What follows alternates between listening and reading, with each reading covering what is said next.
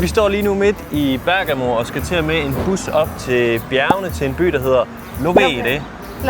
Og vi har lidt travlt, fordi bussen den kommer lige om lidt, så vi er lidt stressede. Jeg tror faktisk, jeg kan se den derhen. Ja. Busturen tager cirka en times tid. Jeg vil lige prøve at se, fordi jeg er faktisk i tvivl om, hvordan man udtaler det her. Lovere. Lovere. Tænk det Italien. Lovere. Nej. Lovere. Ja, men det er Google. Ej. Lovere. Men den er også lidt mærkelig. Og på dansk betyder det elsker, så det skulle være en romantisk tur. Nu kommer vores bus, tror jeg, så vi må hellere hoppe på den. Den er lige her. Jeg tror måske, det er den der.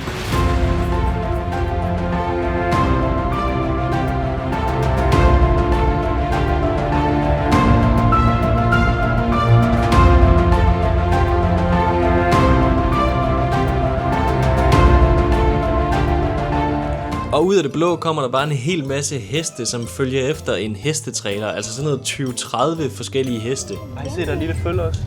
Hvad er det? Der, helt op foran. Jeg ser den ikke. Hvorfor gør de det? Hvordan sikrer de, at de alle sammen kommer med? Ej, det är vanligt. De har ju bara hästar helt i det vilda. Ja. De hade ju en sån här vagn bakom, så frågan är om det är den vagnen som de fällde med till maten och sånt. Ja, det er den, de følger efter, tror jeg. Er det det? Jeg tror, at de første par stykker var spændt fast, så det er måske sådan, at du ved, de leder resten. Ja, måske. Men det er lidt, altså, det kan man da ikke bare stole på. Er det vanvittigt? Er det nu? Tænk, hvis en af dem bare løber væk. Er det normalt i Italien, det gør så? Jeg ved ikke. Der sad i hvert fald nogle andre i bussen også og filmede, så, ja, så det kan ikke være sådan. Folk var i hvert fald ikke sådan helt vant til det. Nej. Anyways, nu nærmer vi os snart bjerglandsbyen Lovere, som er kendt for at ligge i den sydlige del af de italienske alper, lige ned til Lake Iseo. Hvilket gør, at stort set hvor end du befinder dig i byen, så har du efter sigende samme fuldstændig vanvittige udsigt ud over søen og bjergene. Og netop den udsigt skulle der ikke gå ret mange sekunder fra vi ankom, til vi fik at se. Prøv lige at se. Første udsigt. Wow.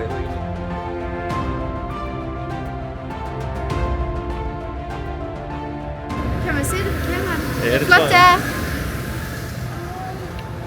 Jeg tror også, det er fordi, der er helt vindstille her, fordi at vi er jo nede i sådan en dal af en Altså, jeg bliver næsten lidt så teoret, ikke? Næsten så fint. Det kan godt være, at vi lige nu synes, at udsigten er helt vild. Men så bare vent til senere, hvor vi skal længere op i Loveres gader og se den derfra. Nu skal vi jo sådan set bare gå rundt i byen i nogle timer, fordi vi har først tjekket ind klokken 16, og klokken er lige nu... Nej, 3. Nå ja, klokken 3 fik vi. Og klokken er lige nu 11:20. Så vi skal rundt et par timer og finde noget frokost, og ellers så bare nyde den her helt vanvittige udsigt.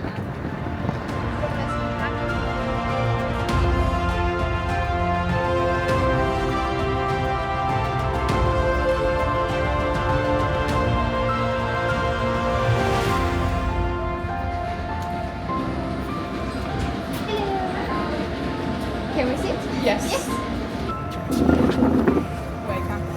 Thank you. Så fandt vi endelig et sted at spise. Ja. Og Louise fik tisset, så hun er ikke så stresset nu. Ja. Og det er godt, vi spiser noget, så jeg ikke bliver hangry. Ja. Jeg låter som en hemsk menneske, skat. Wow. Mums. Ej. Sorry, but Men det ser god ud, den her. Jeg tror bare lige, at vi siger velbekomme herfra.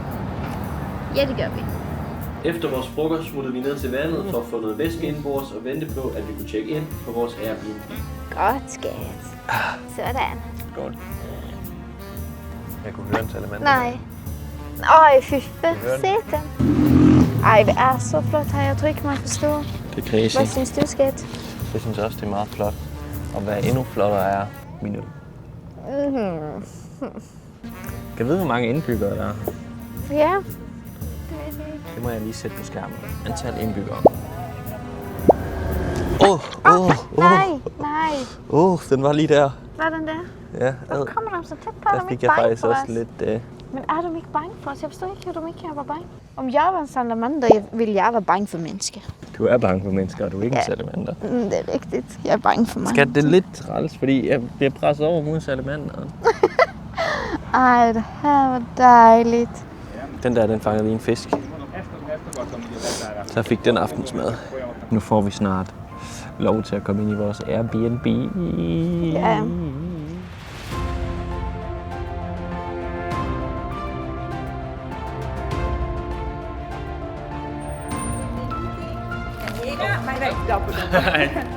Magnus.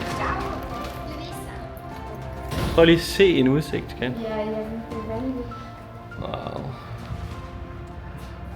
Holy macaronis. Ja, det er vanvittigt. Ej, jeg skal spise lidt. Så er det afsted.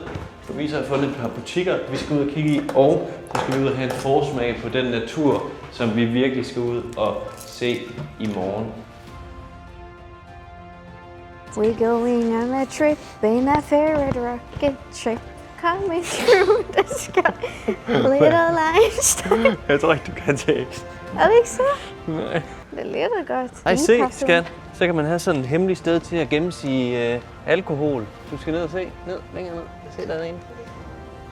Ej, hvor smart. Så kan man Jeg lige tror, det er gemme, en Red Bull. så kan man lige gemme en lille en. Ja.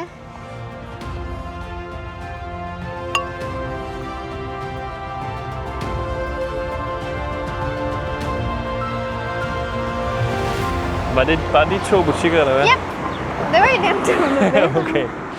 Nu skal vi så prøve at se, om vi kan finde en vej op i bjergene. Ja. Fortsæt uden mig. Ej, let. Bare efterlad mig. Nej, kom. Skat.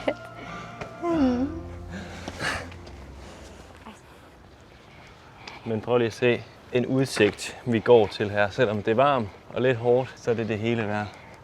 Jag måste också. Ja, men det er helt vildt. Jeg siger det bare, sådan noget 800 kroner per person for at tage hen til det her sted. Vanvittigt.